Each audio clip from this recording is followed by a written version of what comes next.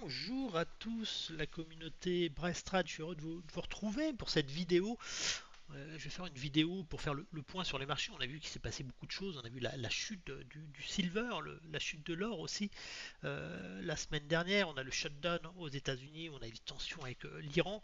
J'explique tout ça naturellement et régulièrement sur le groupe Facebook Brestrad que vous retrouvez ici. Vous pouvez suivre toutes mes analyses, échanger avec moi. En gros, voilà, le groupe Facebook sert à expliquer pourquoi j'applique telle stratégie sur les marchés financiers, que ce soit des prises de position ou de l'analyse technique.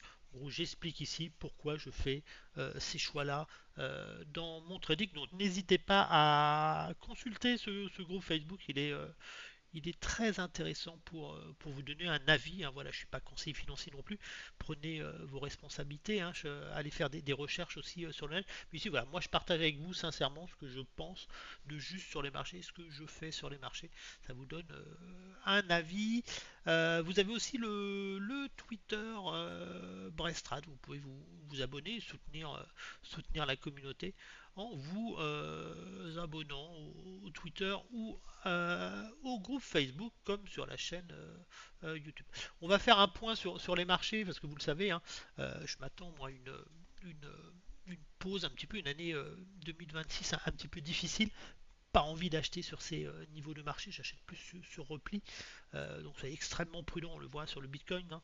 Je vais vous expliquer tout ça. Vous savez que j'avais recommandé de s'alléger copieusement sur les 123 000 dollars. Regardez, on est passé sous les 80 000 dollars. Voilà, on va faire le point. On va faire le point sur les actions, sur les indices. On va commencer par les indices et après on va faire les 7 magnifiques, les actions et les matières premières. On va aller voir l'or, le silver et on va aller voir aussi le Bitcoin. Donc restez jusqu'à la fin de cette vidéo. C'est là que vous allez pouvoir comprendre pourquoi j'applique ces stratégies. Je rappelle que vous avez aussi le petit fichier, on me demande souvent ici dans cet onglet, le petit fichier, ça vous donne accès à différentes choses et surtout ce qui est très intéressant, c'est le radar stratégique de Trader Pro Brestrad pour suivre l'actualité économique financière et surtout les statistiques. C'est ce que je vais aller voir tout de suite. Alors il y a des choses, moi qui je m'attends à des tensions, à un risque de récession sur les marchés. On n'est pas encore en risque de récession. Je vous ai publié différents avis qu'on retrouve ici d'ailleurs sur le groupe. Si on revient sur la page principale, je vous explique ces choses-là. Le problème de la consommation, les consommateurs américains qui représentent 70% du PIB US, voilà, ça commence à être tendu pour eux, ça commence à être difficile. Vous avez aussi l'indicateur, la règle de Sam aussi que je surveille comme du lait sur le feu. Ici, c'est extrêmement important. On est à 0,35 quand ça va passer au-dessus de 0,5, ce sera vraiment un signe très inquiétant qui pourrait faire décrocher le marché. Je vous invite à lire ces articles, tout ce que j'ai publié. Donc voilà, on voit déjà quelque chose qui est assez intéressant ici. Moi, ce qui va m'intéresser, c'est de surveiller les indicateurs. Vous avez les modérés, les élevés, surtout les critiques. Et ce qui m'intéresse énormément, c'est l'épargne déjà des ménages. Euh, si on regarde ce graphique, hein, c'est qu'on voit que l'épargne des ménages était à peu près de 5% en moyenne, et puis on a eu le Covid, et puis là les gens ont épargné énormément, et puis après ça s'est effondré. Bah, toute cette épargne en fin de compte est allée sur les marchés financiers. Les investisseurs américains ont tout simplement investi leur argent massivement, ce qui leur a permis de gagner du pouvoir d'achat et de continuer à consommer.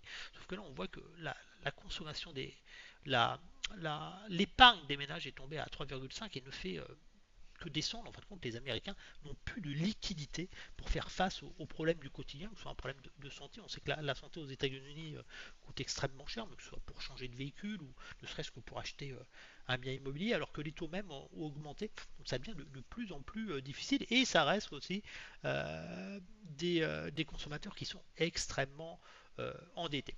On le voit, hein, Trump veut baisser à 10% le coût de financement des cartes de crédit. On voit qu'ici, sur cet indicateur, hein, c'est le taux d'intérêt des cartes de crédit aux États-Unis. On voit que quand vous utilisez votre carte de crédit, hein, pour payer en plusieurs fois, c'est comme ça que la consommation aux États-Unis fonctionne. Voilà, ça coûte 20%, c'est énorme. Donc voilà, je suis extrêmement inquiet de voir ce chiffre-là. Ce qui va m'intéresser énormément, c'est surtout les indicateurs de récession. Alors on a plein de choses, on a plein d'indicateurs, j'ai plein de signaux qui sont rouges qui m'alertent, qui me disent attention, les marchés arrivent sur des niveaux d'excès, des niveaux qui étaient d'ailleurs impensables, ne serait-ce qu'il y a encore un an, et pourtant les marchés ont continué à monter, continué à monter. C'est de la pure folie. Voilà, on est quand même extrêmement tendu, que ce soit sur les niveaux des dettes des pays. On voit les États-Unis, on était en shutdown au mois de novembre, on est en shutdown fin janvier. On voit la dette de la France, on voit enfin bref, tout ce qui se passe dans le monde. On sent qu'il se passe quelque chose et qu'on nous prépare des choses assez inquiétantes. On a vu l'explosion des matières premières. On a des matières premières, l'or, l'argent qui explose, le platine, le palladium. Et puis on a derrière le bitcoin, tout ça. Et puis on s'aperçoit qu'on a des gros décrochages. Il se passe des choses extrêmement inquiétantes.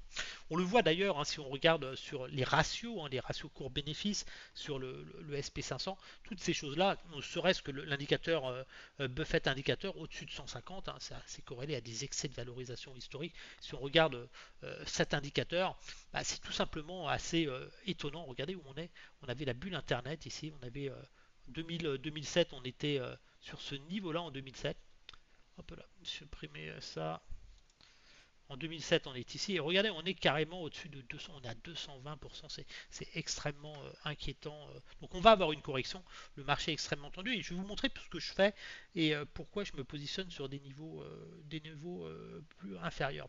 On voit le Nasdaq, pareil, on a des surévaluations. Mais ce qui va vraiment déclencher un indicateur de récession, surtout, comme je vous l'indiquais sur le groupe Facebook, c'est la règle de Sam. D'ailleurs, on voit que déjà sur la règle de Sam, il se passe des choses. Regardez, il nous manque une barre de cotation sur le chat bar ici, tout simplement parce qu'on avait le shutdown qui nous avait empêché d'avoir ces chiffres du chômage donc qui sont extrêmement suivis par les marchés.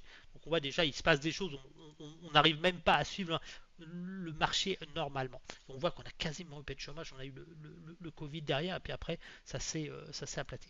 Donc la règle de Sam, moi qui va m'intéresser, on va aller voir sur les indicateurs de la Fred. Tac, tac, tac, je regarde un petit peu, ça pareil, il se passe des choses. Euh, Où est-ce que j'ai mis cet indicateur qui m'intéresse? Voilà, Sam. J'aime bien aller sur celui de la Fred ici.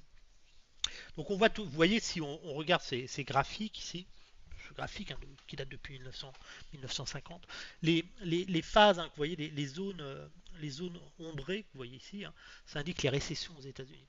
Donc moi vous vous souvenez, ceux qui me suivaient en 2021, j'avais vendu le marché en 2021 jusqu'en 2022. Et après, j'avais insisté à la vente et après, j'avais cessé de vendre puisque le marché est reparti comme une balle à la hausse. J'avais parfaitement détecté le retournement du marché en 2021 et puis la hausse de l'inflation. Et puis le marché il est devenu un petit peu particulier. Et puis regardez le chômage qui est en train de monter doucement. Toutes ces phases, dès qu'il monte comme ça, il génère derrière des phases de récession. Donc ça, c'est pour moi, je surveille ce seuil, le seuil qu'il va falloir surveiller. J'ai une alerte dès qu'on va passer, les 5 points sur cet indicateur, ce sera quelque chose d'extrêmement inquiétant à surveiller. Ce sera certainement quelque chose qui va déclencher, qui confirmera au final la récession pour les opérateurs de marché. Je pense que les algorithmes de trading se mettront à vendre tout simplement, à liquider des positions pour se préserver. Donc il va falloir être extrêmement attention. Moi, de toute façon, je vous partage toutes les sources d'informations que je suis sur les marchés. Ça vous permet d'avoir l'information en direct. Si vous êtes abonné au groupe Facebook, je rappelle que c'est gratuit. Donc voilà, vous pouvez naviguer sur ce logiciel que j'ai développé, c'est du HTML, où ça vous donne les liens et puis les explications comment comprendre les statistiques. Donc allez voir quand vous avez besoin de connaître quelque chose, ça vous donne des indications qui sont extrêmement intéressantes. Par exemple ici vous voyez le taux obligataire à 10 ans US, une hausse rapide au-dessus de 4,5, c'est un risque au final sur le coût du crédit donc des consommateurs. Donc voilà, c'est un indicateur qui est assez faible pour l'instant. Donc on surveille ça et on voit cette hausse qui est en train de monter. Regardez, ça vous donne ces indications. Donc voilà, vous avez cet indicateur qui est là, vous avez bien sûr le Twitter, et vous avez aussi tous les articles, hein. Moi je passe mon temps à regarder les statistiques économiques, et puis je vous publie derrière les articles qui vous permettent de vous faire une idée sur les marchés, comme sur le Bitcoin. Vous avez mon analyse sur le Bitcoin. Ouais, ce que j'anticipe sur les marchés, je rappelle. On va aller voir en analyse technique. On va directement aller voir les indices maintenant pour notre trading, voir ce qu'on fait sur les indices, ce que je vais faire sur les indices. Alors on va commencer, je vais essayer d'aller vite pour que la vidéo soit pas trop longue. De toute façon, on peut échanger encore, même quand il n'y a pas la vidéo. Vous pouvez échanger avec moi sur le groupe Facebook. Brestrad, et puis aussi on va refaire des lives, hein. Je ferai du trading live pour montrer des tactiques, des techniques de trading, des setups que j'utilise. Voilà, là on est plus sur de l'investissement moyen long terme, donc c'est totalement différent, mais on voit des choses qui se regroupent. Sur l'Eurostock 50, on voit que sur l'Eurostock 50, on a une grosse impulsion ici sur l'Eurostock 50, on voit qu'on a ce mouvement aussi, bien sûr, on ne va pas acheter le marché sur ce niveau de prix, même si ça doit monter, tant pis, on va laisser le marché monter, mais on ne va pas acheter ici de peur de voir le marché s'envoler. Donc vous verrez sur tous les graphiques, j'ai mes zones de prix où j'achète, hein, où mes ordres sont positionnés. Donc vous voyez, je suis tout simplement, ce que je vais chercher à faire sur cet indice, c'est attendre tout simplement la correction viendra. Je ne sais pas si on descendra jusqu'en bas, si on remontera, mais pour l'instant, le scénario que je favorise sur l'Eurostock 50, sachant que je suis plus positif sur l'Europe que sur les États-Unis maintenant au niveau par rapport aux valorisations. J'ai plus cherché à jouer une correction de cible pour aller chercher la zone de liquidité. Okay, ça c'est le scénario haussier, continuation haussière, l'économie va bien, il n'y a pas de chômage, tout va bien. Dans le meilleur des mondes, il n'y a pas de guerre, il n'y a rien, tout va bien. On continue dans la dynamique que l'on a connue depuis la fin de la crise de 2008-2009. Okay, crise financière. Personnellement, je pense que c'est le dernier rebond qu'on aura sur le marché pour moi, donc je ne vais pas aller chercher cette zone-là, je verrai, mais je m'attends plus à un rebond ici pour essayer d'aller ici, mais je pense que le marché va rebondir et il va échouer dans une zone d'or de vente qui sera en construction pour aller chercher la liquidité beaucoup plus bas. Donc je serai extrêmement prudent. Donc en achetant dans cette zone-là, quand le marché rebondira, je pourrais mettre des stops ici, être en position de force, peut-être avoir soldé 50% de mes bénéfices. Et puis si ça veut aller là-haut, tant mieux, je gagnerai plus d'argent. Si ça échoue, je prendrai des stops sur mes positions, mais j'aurai au moins gagné 50% de bénéfices sur mes positions. Donc voilà, je verrai en temps réel. En tout cas, peu importe que l'indice aille chercher le point bas ici ou le point haut ici, c'est dans cette zone qu'on achète pour tenter ce niveau-là. Si on achète dans cette zone pour tenter ce niveau-là, même si on a un échec qui se fait ici, on sera en position de force, on aura acheté à bon prix, ce sera partout, pas la même chose sur tous les indices au final, et vous le verrez aussi sur les 7 magnifiques. Sur le CAC 40, vous voyez, mes niveaux d'achat sont largement inférieurs. On voit qu'en plus, on est venu prendre la buy side liquidité. Ici, regardez, on est venu juste chasser les stops des vendeurs ici sur ce niveau-là. Certains en ont profité pour prendre des bénéfices. Voilà, je rappelle qu'on cherche toujours à aller chercher des achats quand vous ne savez pas quelle zone d'ordre acheter, sur quel niveau vous positionnez. Cherchez toujours où se trouve la MA34 exponentielle sur les cours les plus bas, les cours de clôture et les plus hauts. On voit que le meilleur prix se trouve ici, le prix d'achat dans cette zone-là. Si on le met, la moyenne sont ici, hop, c'est dans cette zone-là. Vous voyez, j'achète dans la zone d'or d'achat parce que j'ai ma zone de MA ici. Donc ce que je cherche à faire sur le CAC 40, c'est surtout pas acheter ici. Vous allez risquer d'avoir des corrections à venir, hein, certainement février, avril. Février, c'est jamais un très beau mois sur les marchés. Donc, ceux qui jouent la hausse vont aller chercher ce mouvement-là. Ceux qui jouent la hausse aussi et derrière une poursuite de la le mouvement qu'on aurait, ce serait ce mouvement-là. Donc dans tous les cas, si on achète ici, on pourra prendre des bénéfices ici ou ici. Okay, si vous achetez ici, vous ne pourrez pas acheter ici, vous prendrez des pertes. Donc pas d'achat en dehors de ces zones. Ne vous faites pas piéger sur les marchés. Sur le DAX, pareil, on a des mouvements qui sont vraiment extrêmement particuliers. C'est un comportement de marché qui est anormal, puisqu'on voit qu'on a eu des vagues, on a eu une première hausse de vague, le hausse, je veux dire, deuxième, ici, et puis hop, et puis derrière, on est reparti, on n'a plus de correction sur le marché. Le marché est extrêmement particulier.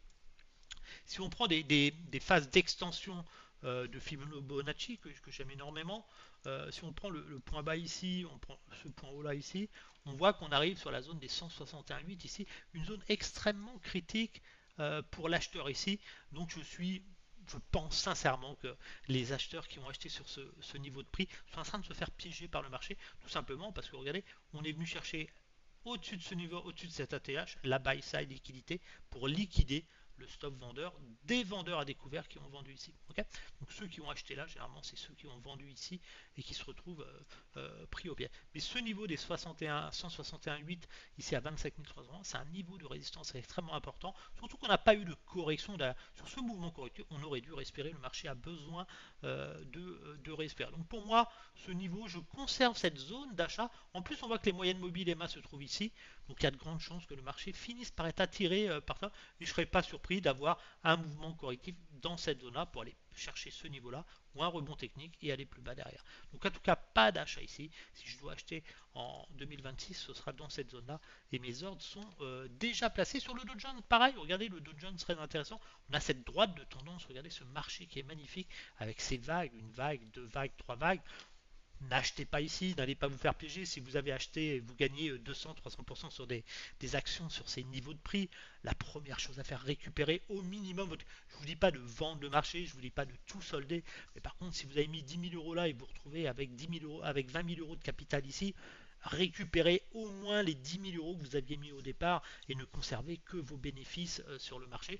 Parce que si ça revient là, vous serez content d'avoir vos 10 000 euros. Que si vous avez tout conservé ici, quand vous allez revenir dans cette zone ici, vous n'aurez pas 10 000 euros à rajouter et vous allez être en mauvaise position. Donc pareil sur le Dow Jones, j'ai deux scénarios. Le scénario poursuite à la hausse, c'est que je viens chercher, scalper le marché ici pour aller chercher cette zone de liquidité ici. Scénario poursuite de la continuation haussière. Personnellement, je pense qu'on va avoir une phase de retournement. On va venir chercher ça et on va faire un pullback technique sous cette droite de tendance ici pour aller ensuite chercher la liquidité en dessous. C'est plus ça que je vais jouer. Donc en achetant ici, je serai en position de force ici pour voir, soit prendre des bénéfices passés vendeurs pour aller chercher ce point bas, ou si le marché est extrêmement dynamique, aller chercher des take profits dans ma zone de take profit là-haut, qui serait extrêmement intéressant. Sur l'US 500, le SP500, je veux dire, le SP500, on voit qu'on a eu cette grosse accélération ici, et on était venu buter sur les 6000, les 6100 points ici, c'était le niveau des 61,8% de la zone impulsive précédente. C'était intéressant à voir. Moi, ce qui m'intéresse ici sur ce niveau-là, c'est qu'on a eu cette hausse. Ici, quand on a vu cette hausse, je rappelle que quand on est quand on est quand on a ce mouvement impulsif, qu'on a la baisse, la zone d'achat est ici, on vient chercher cette zone d'achat, c'est ici qu'on achète la zone d'accumulation pour aller chercher un take profit ici. Okay, c'est ça que l'on cherche à faire. Supprimer ces ordres pour que vous voyez plus clair.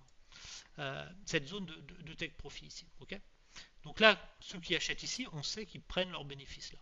Donc quand on évolue avec le temps, qu'est-ce qui s'est passé? Regardez, on est dans la zone de take profit. Ceux qui ont acheté ici sont en train de vendre leurs titres aux acheteurs court terme qui achètent ici pour penser pouvoir aller toujours plus haut. Donc surtout ne pas acheter ici. Je vais ajuster juste mes ordres ici pour lisser un peu plus.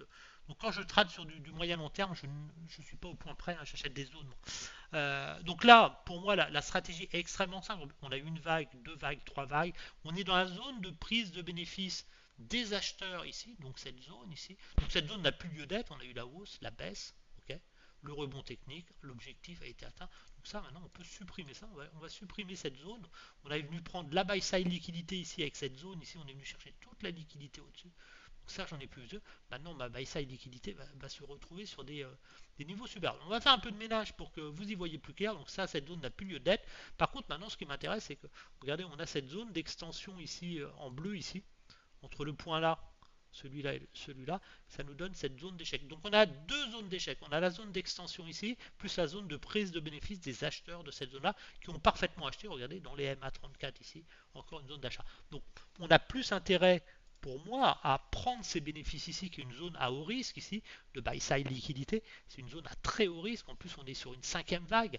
On est, regardez, c'est le point 5 de la troisième vague, une vague, deux vagues, trois vagues, avec un risque très important de revenir tester cette vague de Wolf. Regardez cette vague de Wolf qui passe là, un mouvement baissier ici qui peut être extrêmement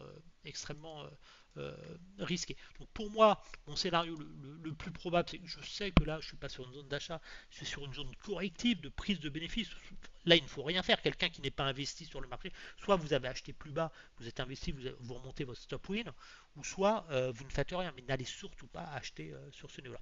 Donc moi, pour 2026, mes ordres sont je vais jouer plus une correction dans cette zone pour essayer d'aller chercher ce niveau-là derrière et peut-être même les 8000 points. J'y crois pas, hein, personnellement, par rapport aux valorisations, aux ratios du SP500 qui est extrêmement tendu. Donc, je m'attends plus à ce mouvement-là, jouer un rebond pour bien sûr espérer aller ici, mais j'y crois pas. Mais plus un pullback technique ici, revenir chercher la liquidité au-dessus de ce niveau-là et certainement avoir ce mouvement-là. Donc si j'achète ici, c'est vraiment pour tenter ce mouvement-là, être en position de force quand on arrive ici, pour ne pas me faire piéger si ça repart à la baisse. En tout cas, je n'achète pas ici, j'achète dans cette zone d'accumulation. Sur le Nasdaq pareil, le Nasdaq toujours en dynamique haussière. Alors cette zone, tant qu'on n'a pas corrigé, on n'a pas des bougies rouges, cette zone peut encore évoluer, hein. N'oubliez pas ça. L'extension n'est pas encore verrouillée. En tout cas, actuellement, pour le mois de début février, hein, qui a commencé, et pour la bourse qui va commencer demain, je reste ici. À noter que ce niveau-là, ici, regardez, on est sur une extension énorme des 161,8, un peu comme sur le SP500. Le piège, c'est de vouloir vendre trop tôt ici et de se faire squeezer par le marché. C'est-à-dire que le marché peut très bien faire un petit pic ici, aller chercher la buy side liquidité au-dessus avant d'aller chercher ce niveau-là, pour aller chercher soit ce mouvement-là, soit ce mouvement-là. Ok. Donc moi j'achète ici. Donc pour l'instant je ne fais rien. J'ai des petites positions vendeuses moi ici sur mon compte de scalping.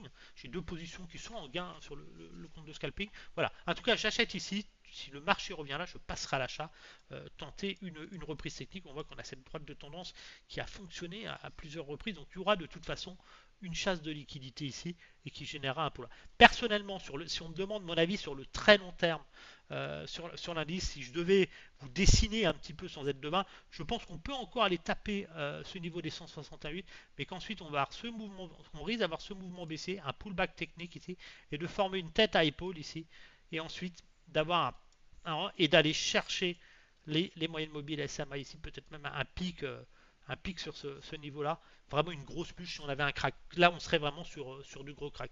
Sachez que sur un crack de marché, généralement, c'est une crack comme on a eu avec 2000, en 2000, en 2008, visé au minimum 40% de baisse. Donc voilà, si on a une grosse correction, un éclatement du marché, je dirais que un retour à 15 000 points est tout à fait possible sur le Nasdaq. Okay, bien sûr, on n'ira pas sur le Nasdaq comme ça, on ne s'effondrera pas comme ça brutalement.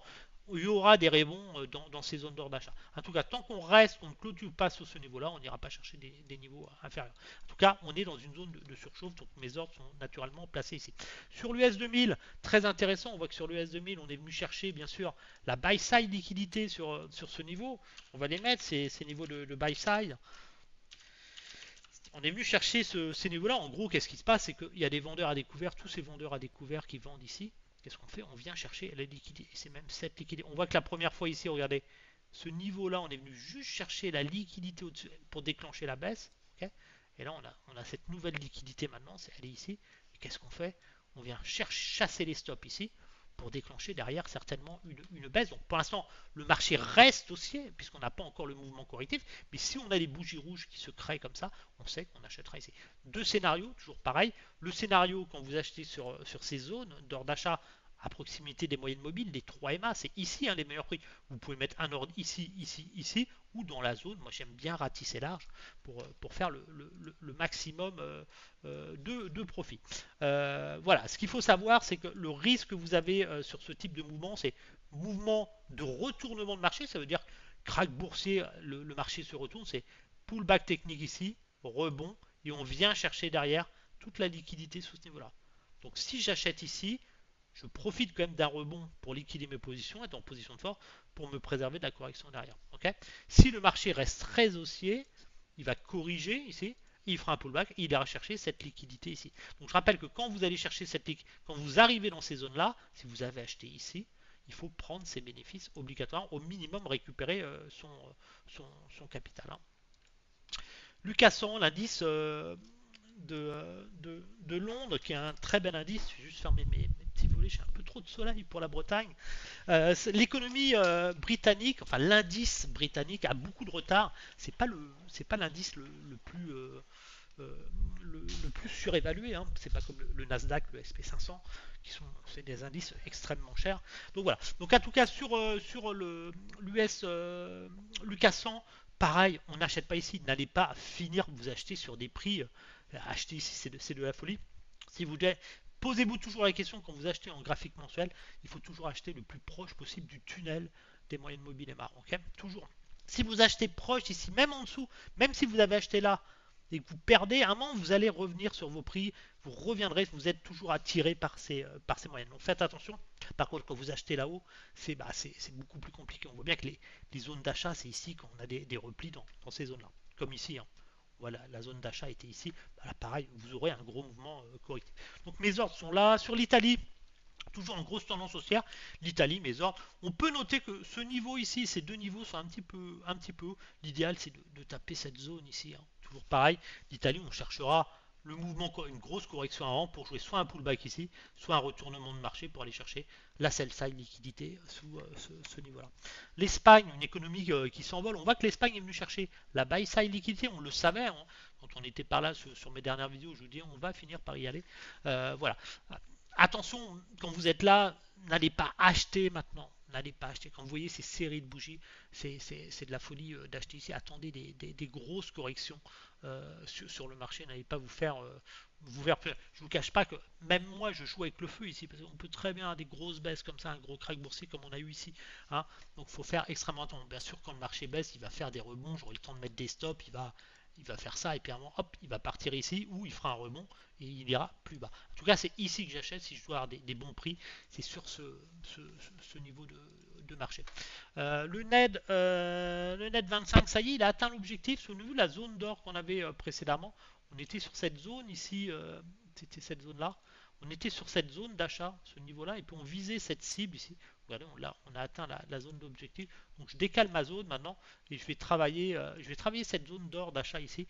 Alors je suis assez prudent quand même. J'hésite parce qu'on voit que les moyennes mobiles sont très très basses ici. Je pense que je vais me décaler. Je vais me décaler, je pense, parce que je pense qu'on reste sur cette zone-là et c'est plus ici la zone de take profit. J'ai pas envie de m'exposer trop sur le marché. Mais je pense qu'on est comme on vient juste de. Vous voyez ce mouvement haussier, on a eu ce mouvement haussier.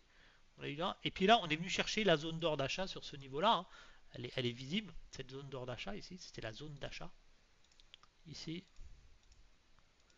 on voit que le marché est monté, on est venu hop taper la zone d'or d'achat, le tunnel des moyennes mobiles EMA, et quand on achète dans cette zone-là, je rappelle que quand on est ici, on vise cette zone ici, qui est l'extension de la zone d'or d'achat ici. On vise cette zone et hop, on est venu la taper. Donc pour moi, ce mouvement-là, il est terminé. Donc j'ai plus tendance à aller me placer comme ça. Donc je vais ajuster mes ordres, je vais me mettre ici et je vais plus travailler cette zone inférieure, plus celle-ci. J'étais un petit peu trop sur le marché. Il ne faut pas hésiter à ajuster ses ordres. Et en plus, j'ai quelque chose qui est assez cohérent. Ce qu'on voit, c'est que mon tunnel de moyenne mobile est ici. Donc je suis largement trop haut. Je vais juste me positionner un petit peu plus bas. Ok, je vais ajuster mes ordres. En plus, puisque je surveille moi une phase de retournement de marché. Donc vous voyez, j'achète progressivement mes positions. J'ai du 1 lot et plus ça va, plus je descends en 0,1 lot. Voilà. Je vais me placer comme ça. Là, je suis très très bien si j'ai une grosse correction, un petit crack éclair comme on a vu sur l'or, l'argent ou le bitcoin des fois. C'est intéressant. Voilà. Donc, je vais plus travailler cette zone et voilà. Donc, par contre, maintenant, j'ai ce mouvement, je vais attendre une correction dans cette zone. Ma nouvelle cible, ce sera bien sûr ici, hein. Donc là, sur cet indice, je vais plus attendre une correction ici pour aller chercher ce mouvement-là. Je vais rester comme ça pour février sur l'indice. La Suisse, on est toujours sur ce mouvement impulsif, on a eu la grosse baisse, on va aller chercher cette zone, hein, de liquidité possible. Je reste acheteur d'ici, pourquoi? Parce que j'ai le tunnel des moyennes. On voit qu'à chaque coup qu'on revient dans les moyennes, c'est toujours des bons prix, donc je reste ici. Sur le Brésil, j'avais fait des ventes sur le Brésil, j'avais pris des pertes sur le Brésil, j'avais débouclé mes positions, ça s'était envolé. Alors que c'est un indice, il y a un taux d'inflation et des taux d'intérêt au Brésil qui sont énormes.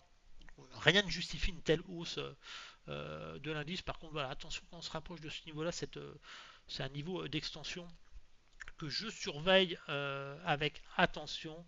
Je vais juste mettre une petite extension ici pour regarder. Hop, ici, sur le dernier mouvement. Ok, c'est ce mouvement d'extension des 161,8. On va laisser ça comme ça. On voit je prends le point bas ici de 2015, le creux de 2019, le haut ici, et ça me donne le niveau en gros sur ce mouvement-là, la cible est ici. Donc on se rapproche certainement mettre un petit short. Je serais peut-être susceptible de vendre l'indice sur ce contact-là. En tout cas, pas d'achat ici, surtout pas si je dois acheter, ce serait une correction. Donc deux scénarios, hein, toujours la même chose. À un moment on a une correction et on vient chercher derrière ce niveau-là, où on rebondit et on échoue, on vient chercher la liquidité sous ce niveau-là. Okay, c'est les scénarios que je vais favoriser. Sur le Mexique, pareil, même c'est là, on voit que le tunnel des moyennes mobiles ici, pas d'achat ici. Il faut attendre une correction. N'allez pas. Imaginez si vous achetez ici, que vous retrouvez ici, vous n'avez plus d'argent, vous êtes en perte de 30-20% et vous ne pouvez pas acheter. Alors il faut mieux liquider des positions et puis se placer dans cette zone-là. Donc là, mon scénario, ce sera pareil, exactement la même chose. Hein. Je profiterai d'une correction dans le tunnel des moyennes EMA ici pour aller chercher un excès ici. Scénario c'est autrement baissier, rebond technique et on va chercher ce niveau-là. Donc dès qu'on sera, si on vient exécuter mes ordres à l'achat et qu'on revient au-dessus des 50, je mettrai des stop wins sur toutes mes positions pour ne plus être perdant. Tac, tac, tac. Ça, pareil ici, achat. Là, pareil, c'est extrêmement délicat. Je pense que ce mouvement-là est pas bon ici. Cette bougie, j'aurais plus tendance, parce qu'on voit le tunnel des moyennes mobiles est ici. On voit le tunnel EMA est là. Hein. Ici, on a le tunnel des moyennes mobiles avec cette droite de tendance. Ici, on le voit sur ce niveau-là. Cette bougie était vraiment, j'ai plus tendance à faire ça. C'est pour ça que je vais m'ajuster. Je suis trop, je suis pas en phase avec le marché. Je m'attends plus à un pullback ici, même si la tendance est très haussière. Donc j'ai plus envie d'acheter des prix opportunistes. Hein. C'est pas de, si je suis pas touché, c'est pas grave. Si je suis touché, je gagne beaucoup. Mais j'ai pas envie de me placer trop haut. Donc je vais plus vraiment aller, on sait jamais, il peut se passer laisser traîner des ordres. Moi j'aime beaucoup. Dans cette zone-là, c'est toujours des gains rapides et toujours des belles performances. On va le voir sur les actions, sur les 7 magnifiques. Où est-ce que j'ai placé ma. J'ai plus tendance à faire ça. Il y a un pullback ici pour aller chercher plus haut. On va regarder les autres indices. Qu'est-ce que j'ai d'autre aussi? Le Japon aussi, Japon pareil, Japon, attention Japon, regardez, vous êtes sur un gros tunnel ici. Ici, vous êtes en train de casser, aller chercher la buy side liquidité au-dessus de ce niveau-là. Si quelqu'un qui doit acheter sur le Japon, pour moi, il va avoir un scénario. Le scénario à la japonaise, c'est vraiment on va avoir une grosse baisse ici, un rebond technique, mais on n'ira pas ici. Je pense pas qu'on aille ici. On aura un rebond de ce type et ensuite on ira chercher la liquidité. Je m'attends plus à ce mouvement. Donc quand j'achète ici, c'est pour sécuriser mes positions une fois qu'on est là. Si ça va là, tant mieux. Si je vois que ça bloque ici, je prendrai des bénéfices. Je pourrais très bien supprimer ces 3 ordres et garder ces 2 positions les plus basses avec un stop win par exemple. Tac tac tac, ça pareil ici. On a ce mouvement là, on commence à avoir un décrochage. Prudence quand même ici. Pareil, ce mouvement là, je vais chercher à faire ça. Mouvement continuation haussière ou échec, aller chercher le bas de la zone d'achat. Vietnam, une économie que j'aime beaucoup aussi. J'ai toujours pas eu de correction. On va en avoir une. Hein. Je rappelle que quand il y a des corrections, ça descend assez vite, même ici sur des pics. Voilà, sur le Vietnam, je vais aller chercher une correction avant pour aller chercher ce niveau-là ici. Alors attention, tant qu'on a des bougies vertes et qu'on n'a pas la correction, si on a une autre bougie verte le mois prochain, j'ajusterai. Imaginez, ça continue à monter. Le mois prochain, je mettrai ça et j'ajusterai mes ordres jusqu'à temps que j'ai une correction. Donc tant que j'ai pas de, pour l'instant, on est là, ok. Donc tant qu'on n'a pas fait de plus haut, mes ordres sont là. Par contre, si sur tous les indices, pensez à si le mois prochain on a une bougie verte comme ça, qui fait ça, ici, bah, je mettrai mon ordre ici, et ici je décalerai ma zone, et je décalerai, ici je dirais décaler tous mes ordres, ok. Donc ne vous faites pas, tant qu'on n'a pas une correction, la zone n'est pas verrouillée, hein, ok. Il faut attendre au moins 2 bougies de correction. Je vais remettre mes ordres. En tout cas, la zone est là actuellement. On voit que le tunnel, le meilleur prix, c'est ici, hein, le tunnel de MA. Ici, je reste dans cette configuration là. J'ai pas envie d'acheter cette zone ici, cette petite zone. Je vais l'enlever ici, vous allez comprendre pourquoi. J'ai pas envie d'acheter cette zone, tout simplement parce que sur ce grand mouvement impulsif qu'on a eu, on n'a jamais atteint cette zone des 28 000 ici. Okay, donc si je dois acheter, s'il y a des grosses corrections, si vraiment on venait casser cette droite de tendance ici, là, je serais plus à jouer ce mouvement là pour ensuite aller chercher ce type de mouvement. Donc pour l'instant, je reste comme ça. La Chine, pas d'achat. On voit ces blocages ici. On a ces résistances ici. Donc là, on vient chasser les stops. Il y a de grandes chances qu'on finisse par corriger ici. En plus, on a cette vague de Wolf ici. Souvenez-vous, c'est pointillé. Donc sur la Chine, voilà, moi si je dois acheter, c'est vraiment sur jouer un mouvement de ce type pour aller ensuite chercher ce niveau. Okay, mouvement continuation haussière, on vient chercher ici. on vient chercher les achats ici, on vise cette zone-là. En cas d'échec, on sécurise nos positions avec un stop win quand on arrive ici pour se préserver de ce mouvement-là. Okay. Hong Kong, pareil, Hong Kong, on vient chasser la buy side, la buy side liquidité ici. Je suis acheteur ici pour aller chercher cette zone-là. Donc toujours la même technique. Hein. J'attends tout simplement la baisse dans le niveau des moyennes des tunnels pour aller chercher la zone de liquidité ici. Ok, ça c'est le scénario aussi idéal quand j'achète ici, c'est liquider mes positions ici. Si je vois que ça repart à la baisse, si ça bloque ici, le risque c'est d'aller ici. Donc si on arrive ici que j'ai acheté plus bas, j'aurai des stop win, je serai en position de force. Si je vois que je suis stoppé sur une position 2, 3, bah voilà, j'aurai rien perdu, rien gagné, mais je serai en sécurité. Après, rien ne m'empêche de solder quelques positions quand on sera sur ces niveaux de prix. On va aller faire un tour sur les 7 magnifiques, sur les positions. Alors j'ai acheté des positions, moi j'ai fait des achats. Ah oui, je suis sur le portefeuille de trading. Je vais passer sur le portefeuille action. Le portefeuille action pour vous montrer un peu ce que j'ai en portefeuille. Hop, le temps de switcher de portefeuille. Sécuriser qu'on ne voit pas quand même tous mes mots de passe et tout. Ok, donc là on va aller faire un tour sur les. Je remets le graphique. Sur les actions. Alors j'ai fait quelques achats moi sur actions. Vous voyez mes ordres sont bas. J'ai quelques ordres qui ont été touchés. Et je vais vous expliquer ce que j'ai fait. En position ouverte, j'ai acheté quelques valeurs. On voit que j'ai des toutes petites sommes. Hein. On voit que j'ai 2000 euros ici. J'ai du Adobe que j'ai acheté. Adobe ici. Voilà, j'ai pris du Adobe. J'ai du Chevron. Du Olingo, je l'ai pris parce que c'est pas une vilaine valeur ici. C'est pas une vilaine valeur, on va aller la voir tout à l'heure. J'ai acheté du Ferrari. Pour ceux qui aiment bien Ferrari, je suis en perte de 2,67%, mais j'ai acheté vraiment très très bas. On va aller la voir. Micro stratégie, j'ai acheté avec la chute du Bitcoin, la spéculation. Mais attention, c'est une valeur extrême. Je peux perdre de l'argent dessus, donc je suis extrêmement prudent. Voilà. Pour l'instant, j'ai pas réussi à accumuler toutes les belles valeurs que je voulais. Ok, je suis toujours en attente, à part Microsoft. Microsoft, c'est ma plus belle valeur aussi. Hein. Donc j'ai Netflix, j'ai Oracle, j'ai du Rémi Cointreau. On voit que j'ai acheté du Rémi Cointreau et du SAP aussi. Donc toutes ces valeurs-là, je les ai achetées à des très bons prix, puisque je les ai achetées dans mes zones d'ordre d'achat. Et puis je vous fais les analyses fondamentales que vous retrouvez sur le groupe Facebook. Donc on va refaire le point sur les marchés. Je vais passer en échelle, je ne suis pas en échelle logarithmique pour le moment. On peut passer en échelle logarithmique. Hein. Sur les actions, je vous recommande de toujours être en échelle logarithmique. Ça vous permet de mieux voir les mouvements du marché. On va regarder ce grand mouvement haussier. On voit que ça c'est une toute petite correction par rapport à ce grand mouvement. Donc voilà. Je vais rester pour vos analyses faites en logarithme, je vais rester comme ça. Ce sera plus facile pour que vous voyez les ordres. Ça va être plus.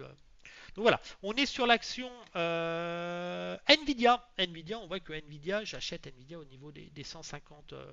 Je n'achète surtout pas là. Pourquoi je n'achète pas Nvidia sur ces niveaux de prix? Vous le savez, hein, ceux qui me suivent. Ici, on avait une zone d'achat ici. On va la mettre en blanc pour que vous la voyez bien.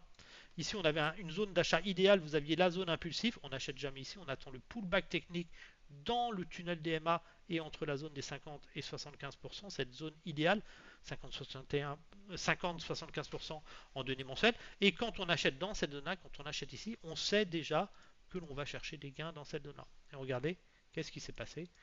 Le prix est allé chercher notre zone de liquidité ici. Hein. On voit que ceux qui ont acheté dans cette zone-là, ils visaient ces voilà, je rappelle que quand on est là, quand on a la baisse ici, on a tracé notre droite de tendance, ça baisse, on a nos ordres d'achat qui sont ici. Qu'est-ce qui se passe? Ça descend, hop, on est exécuté sur un ordre, deux ordres, trois ordres, et on sait déjà que l'on va cibler cette zone-là. Quand on achète ici, on sait déjà qu'on prendra des bénéfices à 179 $. Okay, qu'est-ce qui se passe? Ça monte, et hop, et là, on prend des bénéfices à 100 $. On ne se pose pas de questions. Quand vous avez acheté là, vous devez récupérer au minimum votre capital, vous conservez à la rigueur vos bénéfices, ça vous fait des actions avec un PRU un prix de revient de 0 €, mais vous devez vous alléger. Quand vous avez acheté dans une zone comme ça et que vous touchez les moins 23, cette zone ici, allégez-vous. Parce que vous avez un risque correctif derrière, ce qui est inévitable. Donc soyez extrêmement prudent avec ça. C'est pour ça que moi, après m'être allégé ici, qu'est-ce que je fais? Regardez, j'attends et je viens me positionner dans la nouvelle zone. C'est la nouvelle zone. Donc je sais, c'est exactement comme la phase précédente. Ici, j'attends la correction à la zone d'ordre d'achat pour aller chercher ce niveau-là. Et si on touche les 240, si j'achète ici et qu'on touche les 241, je débouclerai mes positions. Je récupérerai au minimum mon capital. Personnellement, je ne pense pas qu'on puisse atteindre ce niveau-là. Après, on ne sait jamais sur les marchés, mais je m'attends plus à un mouvement baissier ici. On vient de chercher ça, un pullback technique et certainement ensuite consolider un peu avoir un mouvement un petit peu bruyant. Mais voilà, en tout cas, on n'achète pas ici. Si je dois acheter, c'est dans cette zone-là. C'est pour ça que je me positionne ici et surtout ici, on s'allège. Pourquoi? Regardez, vous êtes dans la zone de prise de bénéfice du mouvement impulsif précédent. Okay, donc ici, très bon prix d'achat. Ici, très mauvais prix d'achat. Okay, Microsoft, c'est pareil. On va se remettre en. Je vous avais dit de vendre Microsoft, de déboucler vos positions. On n'achète pas Microsoft. On n'achète pas Microsoft ici. Ceux qui ont acheté Microsoft ici, c'est de la folie. Voilà, vous voyez, moi je suis en train d'acheter Microsoft actuellement à très bon prix. Hein. Imaginez quand on était à 550 ici, si je vous avais dit que j'achèterais à 428, personne ne m'aurait cru. Donc moi je suis en train d'acheter à très bon prix. Ça c'est mes ordres d'attente, mes positions. On voit que Microsoft, voilà, regardez Microsoft, elle s'est effondrée, Microsoft. Je perds de 87% sur Microsoft. Je suis extrêmement bien placé, je suis en position de force dessus, je ne suis pas du tout inquiet, je pense que je devrais faire des gains. Deux scénarios possibles sur Microsoft, c'est bien sûr, bon, je pense qu'on va continuer à baisser sur Microsoft, avoir ce mouvement-là pour aller chercher cette zone-là. Ça c'est le scénario idéal pour moi. Donc bien sûr quand j'achète ici, si un jour on touche les 604 $, je prendrai mes bénéfices, puisqu'on voit que ce que fait le marché c'est toujours la même chose. Ici, il vient vous avez des stops ici, ils viennent chasser la liquidité ici, ils rebaissent. Donc ici, ce sera pareil. Si ce qu'on risque d'avoir sur le marché, à moi il baisse, mais il vient chasser la liquidité ici, et après il rebaisse. Okay, c'est ce mouvement-là. Donc pourquoi acheter dans cette zone-là? C'est que je suis en position de force si jamais ça doit aller plus bas. Parce que je sais que si on vient dans cette zone-là, on aura un rebond technique.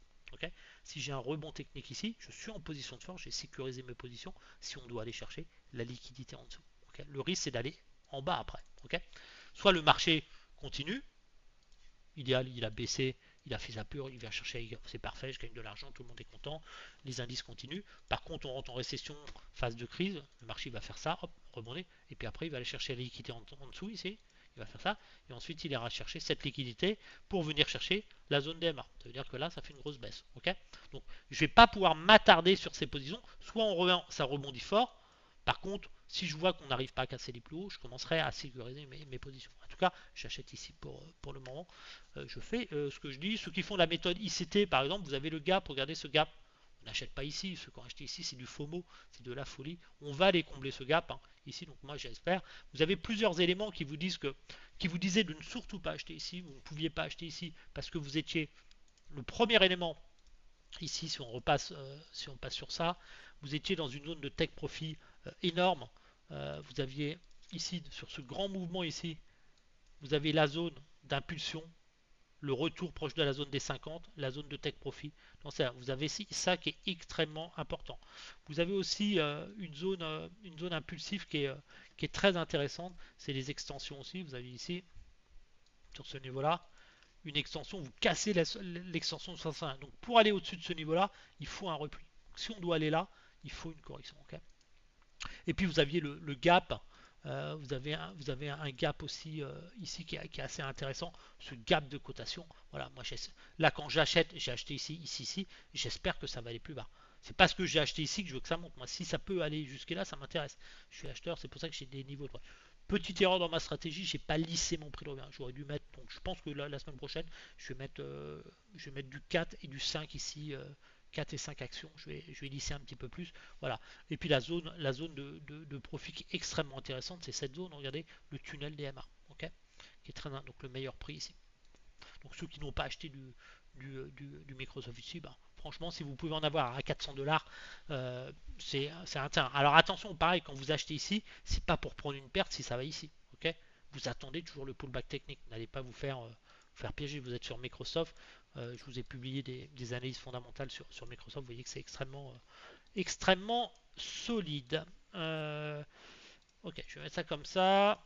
Alors, toutes les valeurs que vous voyez là, moi je travaille toujours les mêmes valeurs. Je prends que les meilleures. Vous ne me verrez pas me placer sur des valeurs, des small cap, des trucs nuls à chier.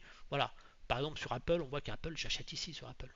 On est venu prendre ici la buy side liquidité aussi, cette liquidité au-dessus de cet ATH ici, on va générer un mouvement correctif ici pour aller chercher le tunnel des moyennes pour idéalement aller ici. Pareil, premier scénario, on va chercher plus haut, scénario d'échec, on rebondit et puis on fait ce mouvement là. Donc si vous achetez là et que vous avez un échec à la hausse ici pour aller ici, vous êtes en position de force, vous allez acheter bien plus bas, vous pouvez sécuriser vos positions, prendre déjà du gain. Ok, donc attention à ça. Moi, en tout cas, je joue plus ce scénario, je vous dis moi où je place mes ordres. C'est pas du conseil boursier, c'est ce que je fais. Vous faites ce que vous voulez. Allez voir des conseillers financiers. Vous en avez d'excellents chez Crédit Suisse. Vous savez, la banque suisse qui a fait faillite il y a quelques années, là, il y a 1 ou 2 ans. Mais ils cherchent du boulot. Donc pareil ici. Ici, très intéressant aussi sur Google. On voit que Google a une impulsion énorme. Vous avez certainement du gap sur Google. Même pas. Vous avez des fair value gap ici. Voilà. Google, vous voyez ici, typiquement quand vous avez une hausse comme ça, une toute petite correction, et derrière ici, vous avez ici, c'est une chasse de stop. On vient chercher le stop. C'est les vendeurs ici qui achètent au plus haut. Vous avez de grandes chances d'avoir derrière des bougies rouges, une phase de retournement. Donc en tout cas, peu importe qu'on ne cherche pas à avoir raison en bourse, peu importe, quand vous voyez cette hausse et que vous êtes très éloigné des moyennes mobiles ici, on n'achète pas ici. N'achetez pas ici. Si vous achetez ici, c'est de la folie. Même si c'est la superbe action, la meilleure valeur, tout ce que vous voulez, n'achetez pas ici parce que quand ça va revenir ici, vous allez être déçu. Ok, donc faites attention à ça. Amazon, pareil, mes ordres d'achat sur Amazon, vous voyez, ils sont beaucoup plus bas. Hein. Là, on vient chasser les stops ici. Donc Amazon, les meilleurs prix, c'est dans le tunnel de moyenne mobile. Amazon, c'est pareil, on va chercher à faire. Idéalement, le top, ce serait ce niveau-là. Chercher la buy side liquidité au-dessus de ce niveau-là. Scénario du retournement, bah, on achète ici, on gagne quand même de l'argent si on arrive. Le marché se retourne, il vient chercher la liquidité en dessous, pullback, on vient chercher ce niveau-là avec peut-être un excès ici. On n'est pas à l'abri d'un effondrement des marchés et d'un crack par rapport à la bulle, à la hausse folle qu'on a eue. En tout cas, acheter ici, c'est tenter le coup à moindre risque. Hein. Meta, j'ai débouclé Meta, j'avais acheté Meta ici, je crois. C'est une seule action que j'ai débouclée. Vous voyez, j'avais acheté Meta à 601. Mais j'avais pas mis beaucoup, j'avais mis 2 actions, donc j'ai liquidé ma position parce que j'estime qu'on va revenir dedans. J'avais acheté à 601 et j'ai revendu à 732. Okay, j'ai fait à peu près 132 euros sur le titre. Donc j'avais acheté ici, hein, on voit mon ordre ici, les 601, ici, j'avais acheté ici, cette ordre là. Donc je l'ai repositionné. Je pense qu'on va y revenir. Ok. Donc Meta, pourquoi j'ai pris mes bénéfices? Que pour moi le meilleur prix sur Meta, ça reste quand même cette zone ici, cette zone des moyennes ici, les MA ici. Ok. C'est plus dans cette zone-là que j'en vais. Donc je pense qu'on va avoir ce mouvement parce que je m'attends, on voit sur mes graphiques présents, je m'attends à une baisse. Donc là, je pense qu'on vient faire une chasse de liquidité pour ensuite refaire une jambe de baisse ici. Ok. Et c'est après que j'irai chercher un rebond technique. Voilà, pour l'instant, j'ai plus tendance à acheter dans cette zone-là pour viser les 870 idéalement. Deux scénarios, toujours pareil, on ne sait jamais en bourse. Hein. Premier scénario, on vient chercher les moyennes, on rebondit, on va ici, c'est parfait, je gagne beaucoup d'argent. On rebondit, on échoue ici, ça part à baisse, je suis stoppé.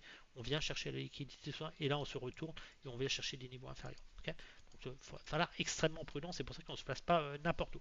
Tesla, pareil, n'allez pas acheter Tesla au-dessus. Regardez, ici c'est vraiment un short quiz. Ici, on est venu chercher la liquidité au-dessus de ce niveau ici. Donc vous n'allez pas aller ici sans corriger. Donc vous voyez que les zones des moyennes mobiles sont ici. Voilà, si vous voulez acheter au mieux Tesla, c'est pas au-dessus de 341, au moins viser un pic. Regardez, c'est quand ça revient sur cette moyenne que vous achetez à bon prix. On n'achète jamais quand on est éloigné de ces moyennes, ça finit toujours, c'est comme des aimants.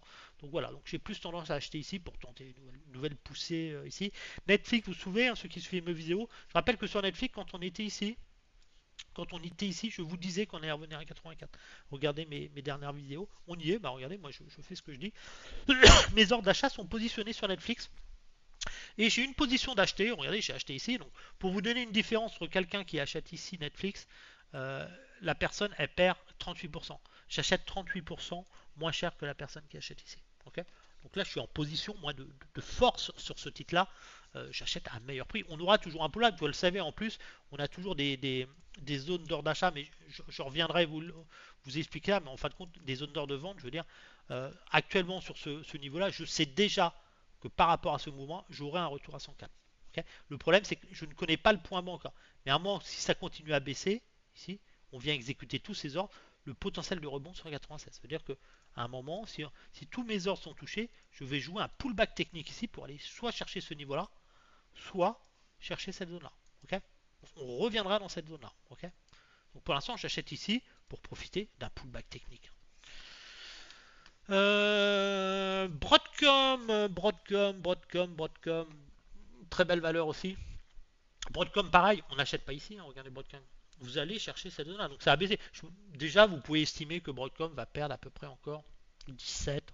Ouais, je pense qu'elle va perdre entre 17 et 39%. Donc moi, j'achète beaucoup plus bas. J'achète pas là, je vais chercher ce niveau-là pour aller chercher cette zone de liquidité. Idéal pour moi, c'est ça. Mouvement de retournement, c'est ici, pullback technique, et après on va chercher ça. Ça c'est le scénario qui serait pas bon, mais ça m'empêcherait pas de gagner quand même de l'argent, puisque j'aurai de toute façon toujours un pullback derrière après un tel mouvement. Booking, j'aimerais acheter ici, j'aimerais acheter ici.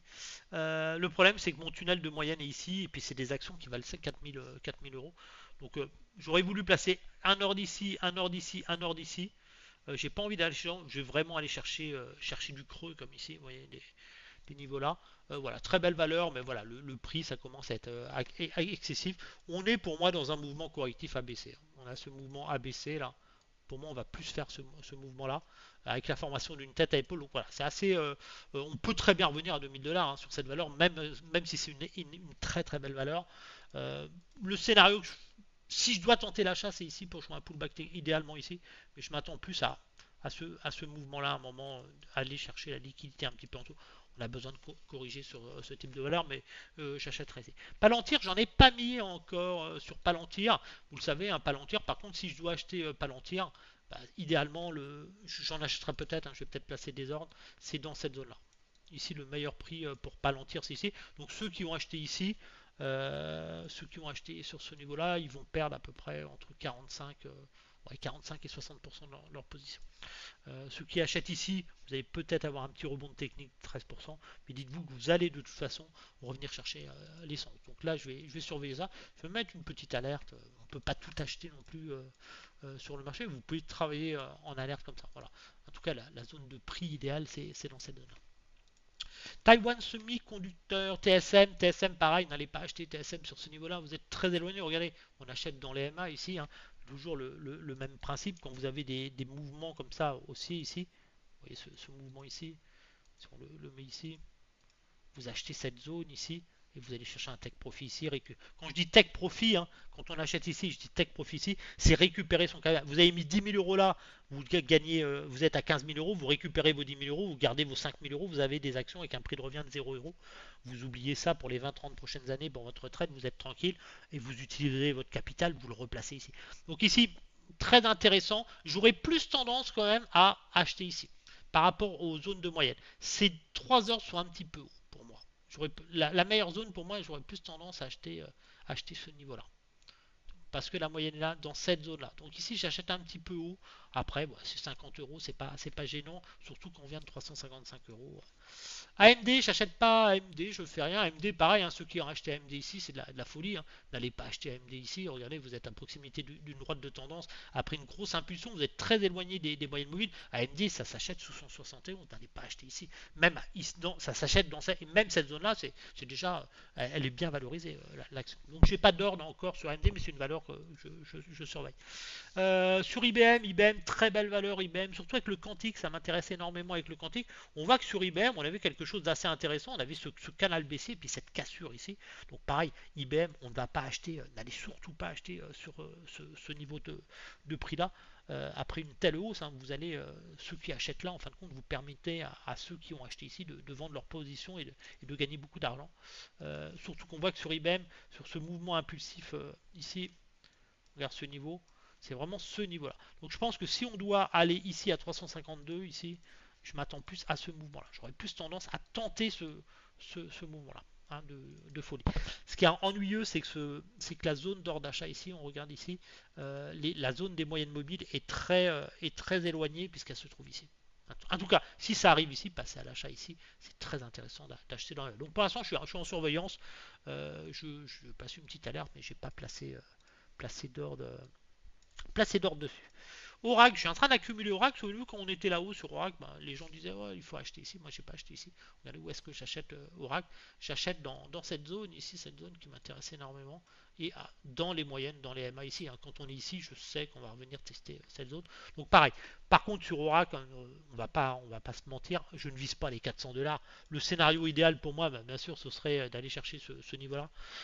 Ça, c'est dans le meilleur des mondes, j'y crois pas. Je vise juste tout simplement un pullback technique ici dans la zone d'or de vente, puisque j'ai une zone d'or de vente qui est en train de se mettre ici. Pour l'instant, elle est là, la zone d'or de vente ici. C'est-à-dire que je n'achète pas au-dessus de 253 $. Donc, si, voilà, je vais plus chercher sur mon mouvement à faire. Quand on va arriver ici, sur les niveaux des 200, je vais placer des stops, peut-être prendre des bénéfices sur deux lignes, garder une dernière position, mais je vais me préserver de ce mouvement-là. Ok. Si ça veut aller plus haut, je mettrai des stop wins. J'aurai le temps de voir. Micron, très belle valeur. N'allez pas acheter Micron sur ce niveau de prix. N'allez pas faire cette folie sur Micron. Micron, on voit que les MA sont ici. Donc, j'ai même pas envie d'acheter les 50 sur Micron. J'aurais plus tendance à me placer un petit peu de loin. Pour l'instant, j'attends de voir le mouvement. Mais à un moment, vous allez avoir un mouvement correctif. S'il doit aller plus haut, personnellement, je m'attends plus à ce type de mouvement pour les années à venir sur Micron. En tout cas, je vais surveiller cette zone. Pas d'achat au-dessus de 258. Si on revient à 258, ça peut m'intéresser. On va aller voir des petites valeurs européennes. SAP, on voit que SAP, je suis en train d'acheter SAP ici, j'ai acheté SAP ici qui est très intéressant. On voit, par contre, attention, SAP, regardez, c'est sous les moyennes, hein, c'est en train de souffrir. Donc là, je pense que moi, je suis en train de jouer, je vais jouer une baisse comme ça avec un prix de un pullback technique et après le risque c'est d'aller chercher ce niveau-là. Donc faites attention. Voilà, je me positionne quand même à bon prix. Regardez sur ce type de valeur, on était ici, ça a perdu 39%. Je suis quand même pas mal. On va se remettre en échelle non logarithmique pour y voir plus clair. Bon, voilà, regardez où j'achète. Voilà, mais je continue à acheter dans cette zone-là, ça m'intéresse énormément. Mais le fait de passer sous les MA, ça m'indique que le rebond, ce sera un rebond technique, mais après il faudra déboucler ces positions. Ça on a vu ASML. Après j'ai rien d'autre, Univer. Voilà, c'est des valeurs que je surveille, qui me plaisent bien. Pareil hein, sur Novartis, prenez vos bénéfices, vous allez avoir un pullback à un moment. Enel, Enel, pareil, la buy side liquidité a été prise, vous aurez un pullback. Faites attention, la zone d'achat se trouve plus ici. Metal, ça m'intéresse, j'ai laissé quelques ordres ici. Donc je vais surveiller ça, je pense on va revenir tester ce niveau-là. Je m'attends pas à ce, ce mouvement-là ici, ce sera vraiment exceptionnel. Je m'attends plus à du pullback, du triangle de consolidation dessus. Euronext, très intéressant, on ne peut pas tout acheter non plus, mais si Euronext, intéressez-vous idéalement, bon, franchement, si dans cette zone-là, une grosse baisse ici pour aller jouer au moins un pullback technique, ça peut être intéressant. Exa, pareil, Exa, je vais surveiller cette zone-là. Pour l'instant, je fais rien. Novo Nordisk, on a un signal de rebond. On a rebondi sur le niveau des 75 ici, regardez. On a un signal de reprise technique. On a eu cette bougie. Donc je viens acheter le pullback technique en hebdomadaire. Je joue un rebond en direction des MA ici. Hein. En gros, je cherche juste un petit pullback ici pour avoir quelques actions gratuites que j'oublierai sur le long terme. Tout simplement parce qu'ici on a eu cette accélération. Mes ordres sont mal mis. Hop, faut que je décale mes ordres, je vais les décaler. Mais je vais plus acheter cette zone là. Donc je vais décaler mes ordres la semaine prochaine. Cette zone là qui m'intéresse, même celle-ci, hein, en cas de baisse. Je vais un peu haut à mes ordres. C'est vraiment en hebdomadaire, j'aime bien travailler cette zone là. Donc j'aurais plus tendance à faire ça long. Celui-là, je vais le décaler un peu plus bas, comme on a les baisses de 1, plus tendance à chercher ce mouvement-là sur la valeur. J'ai pris du Ferrari aussi, Ferrari sur les 50, regardez ici, ça m'intéressait. Alors attention, Ferrari, ça peut descendre très très bas. Moi, je suis en train de travailler quand même cette zone ici qui m'intéresse énormément, la zone des ce niveau-là. Donc moi j'ai fait quelques achats techniques dessus, assez intéressants. Donc voilà, c'est pareil, hein, ceux qui achètent Ferrari à 500 $, c'est de la folie. Voilà, j'achète 40 ans. Voilà, ici c'est un peu plus intéressant de la travailler par là. Par contre, attention, on est passé sous les MA, donc ça c'est pas bon, c'est un signe de faiblesse. Donc je sais déjà que je ne reviendrai pas à 500 $. Je m'attends plus à ce mouvement-là, une baisse, puis un pullback technique comme ça. Et là, je prendrai des bénéfices pour me préserver d'une future baisse. Voilà, le fait d'être sous les moyennes, on passe dans un cycle baissier, c'est jamais très bon. Sur les valeurs françaises, LVMH. LVMH, pareil, méfiez-vous sur LVMH. On a eu le pullback technique, souvenez-vous. On avait acheté la zone des 50 ici. On a le pullback technique. On va revenir chercher la zone de liquidité ici. Par contre, ça sera intéressant de revenir acheter le LVMH sur les 361. Ça, j'ai un bug graphique sur Hermès. Air Liquide, pareil. On va aller chercher cette zone-là. Essilor, j'ai des ordres sur Essilor. Regardez, dans le tunnel des moyennes mobiles ici. Essilor, je reviens à l'achat, c'est une valeur que j'aime bien. Bon, je ne l'achète pas dans cette zone-là. Je vais vraiment aller chercher la liquidité en dessous. Schneider, après, on va pas tous les faire, mais Schneider, pareil. Je m'attends à une correction sur Schneider. Voilà, on a fait un peu le tour. On va aller voir le Bitcoin, les matières premières. On va commencer par les matières premières et après le Bitcoin. Matières premières sur l'or, vous avez vu, j'avais fait des grosses ventes, hein, j'ai fait pas plus de 4000 € ce mois-ci sur l'or, le silver et un peu de Nasdaq. Sur le silver, on a atteint la zone des 261-300 $. Vous vous souvenez, j'ai vendu cette zone sur l'or, je veux dire, j'ai vendu cette zone ici. Soyez extrêmement prudents, je pense que ce sera difficile. Si on doit aller plus haut sur l'or, je m'attends plus à une correction. Je ne serais pas surpris d'avoir ce mouvement-là si on devait aller plus haut. Donc faites attention. On est très très haut sur l'or comme sur le silver. N'allez pas vous précipiter à l'achat sur le silver sur ce niveau-là. Vous aviez un très beau niveau de short sur le silver ici. On va rentrer, de toute façon, les actifs vont corriger. Pourquoi les actifs vont corriger? Les banques, les gens ont besoin d'argent, les marchés vont baisser, il va falloir financer les appels de marge. Regardez, on était monté ici, regardez, sur les 108 ici, sur les niveaux d'extension, les 200. Moi, j'avais vendu par ici, hein, et j'ai fait la baisse, et j'ai soldé ma position à 74 qui était cette zone ici.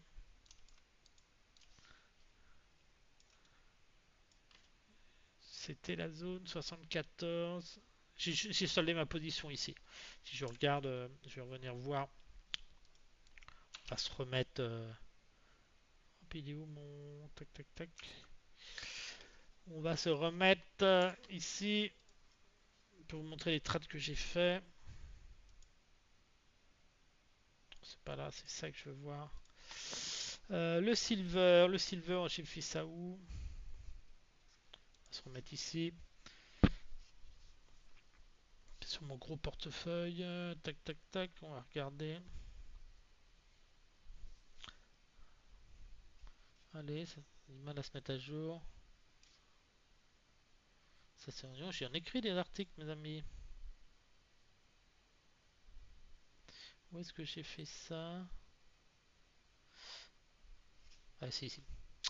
Sur le silver, voilà, j'ai fait 4 823 € au mois de janvier et j'avais vendu le silver à 5 583. J'ai pris mes bénéfices à 4 900 et le gold, je veux dire, et le silver à 118 et j'ai pris mes bénéfices à 75 $. Ok, 118, et j'ai débouclé en deux fois. J'ai soldé partiellement une position en deux fois, j'avais soldé la moitié de ma position et le reste, voilà, j'ai vendu à 74. J'ai eu une partie à 99 et une autre à 74.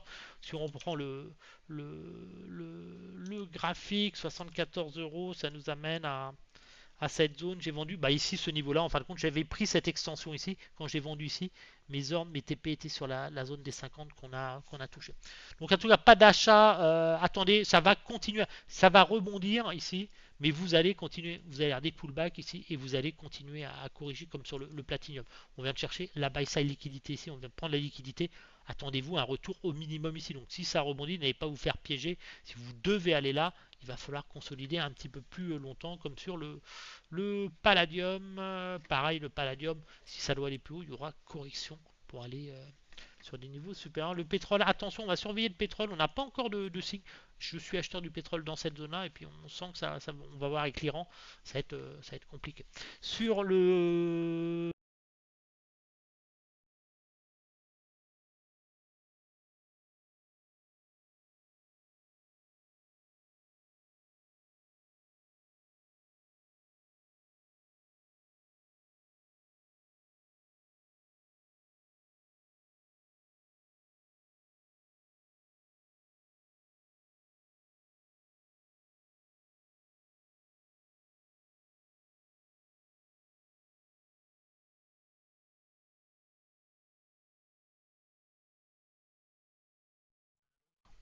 Hop, j'avais plus de casque, ma batterie était.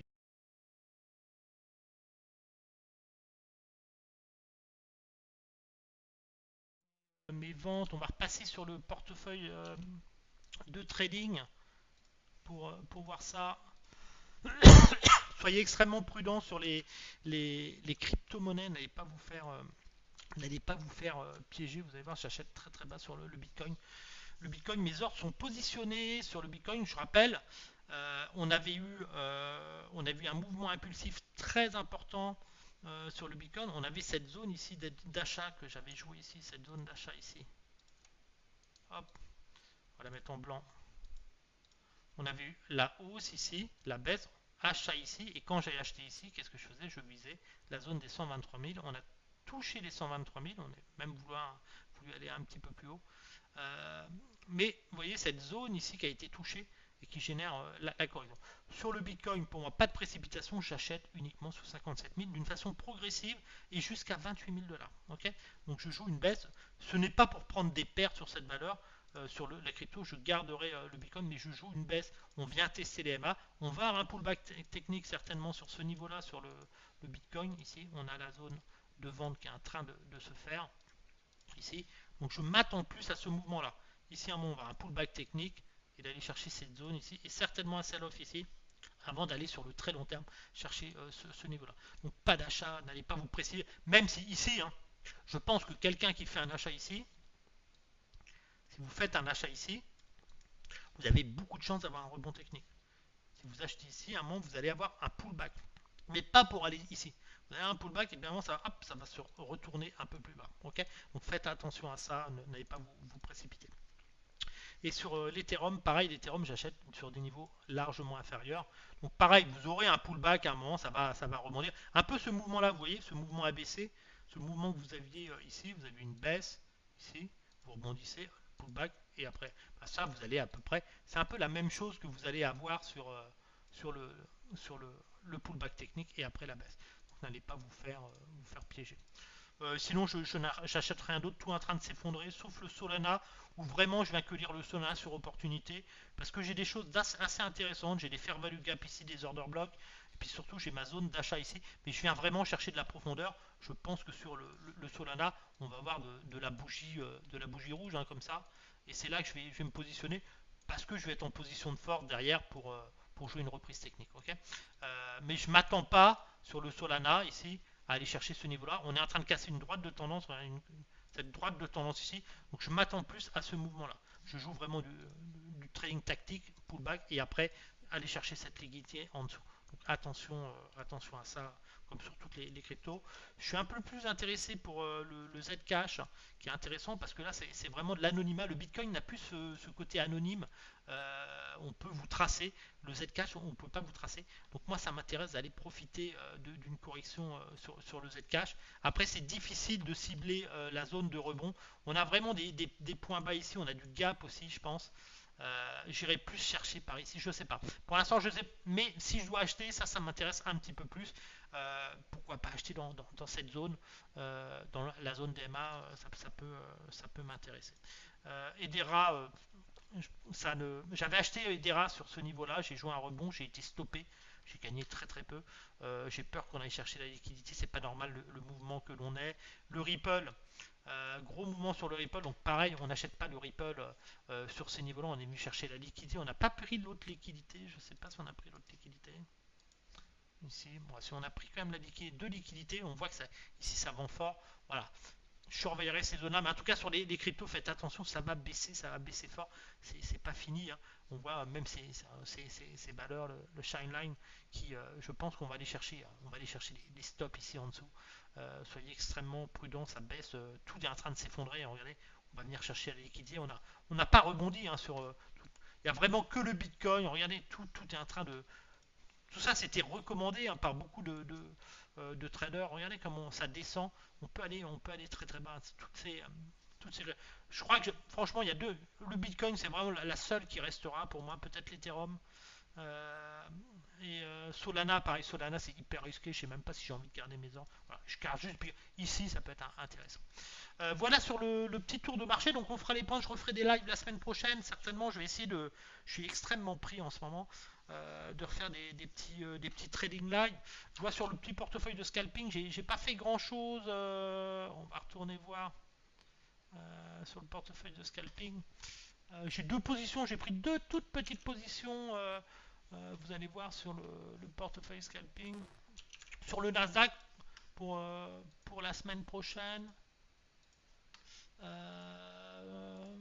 Ça, c'est le petit portefeuille avec quoi je fais du scalping pour montrer comment enfin, j'ai deux positions ici. J'ai vendu, hein, vous voyez, cette zone d'or ici. J'ai vendu la zone d'or ici sur le pullback technique. Ouais, c'est ce niveau. J'ai vendu cette zone-là. Et on voit les MA, les moyennes des MA qui font la poussée. Je vise, je vise cette zone ici, hein, tout simplement. Donc voilà, j'ai vendu pas mal. Je suis extrêmement prudent quand même. Je ne peux pas être agressif à la vente encore, puisqu'on a on a ce mouvement. On voit qu'on a une correction en direction de la zone d'achat. On peut encore aller chercher la buy side liquidité ici. Donc je suis extrêmement prudent. On va voir avec les résultats, mais on peut encore faire ce mouvement. Donc j'ai des stops, hein, mes positions, mes stops sont mis. Hein, regardez, j'ai des stops. Mes stop wins sont mis, je ne peux pas perdre sur ces positions maintenant. Voilà. Mais j'ai plus envie d'aller chercher deux scénarios, hein. Le premier scénario, bah, si on rebondit encore dans la zone d'arrêt, on vient chercher Sinoa, où on échoue, et on vient finir par prendre la liquette, et on vient chercher là, ce sera un des deux scénarios. Donc, soit je vends ici, soit j'achète plus par ici, on verra. En tout cas, on voit qu'on est en train de faiblir. On l'a vu sur l'indice, si on reprend le, le Nasdaq. Le Nasdaq ici, on voit que j'ai plus tendance à acheter ici. J'ai pas envie. Ce serait vraiment les 26 000. Si vraiment je suis stoppé sur mes positions, on voit que mes ordres sont là-haut. Hein, je suis quasiment vendu au plus haut sur ces deux ordres. Si vraiment je suis stoppé, je pense que je me placerai après ici. Voilà pour le petit tour de marché, mes amis. J'espère que ça vous a plu, que ça vous aime. N'hésitez pas à laisser des commentaires, à liker, partager. Plus j'aurai de personnes à me suivre sur la communauté, plus je ferai de vidéos aussi. Hein, ça me motive. J'en ai pas fait depuis quelques temps, même les lives. C'est vrai que quand on fait un live et puis on a deux trois personnes ou une quinzaine de personnes, c'est sympa. Voilà, si ça sert pas, je suis pas motivé à les faire. Donc merci du pouce bleu, des commentaires. Si vous voulez encore ces vidéos qui permettent de faire le point le week-end, les stratégies, vous avez toujours aussi le groupe Facebook où vous pouvez avoir les articles que je publie et sur le Twitter, et puis on va voir ce que ça va donner. De toute façon, les ordres sont mis, on verra les résultats. Je rappelle que c'est des portefeuilles actions, c'est du swing trading moyen long terme. C'est pas du scalping, on le fera sur le portefeuille de scalping pour vraiment de la stratégie, comment déterminer des retournements de setup et tout. Sur ce, je vous souhaite à tous un excellent dimanche.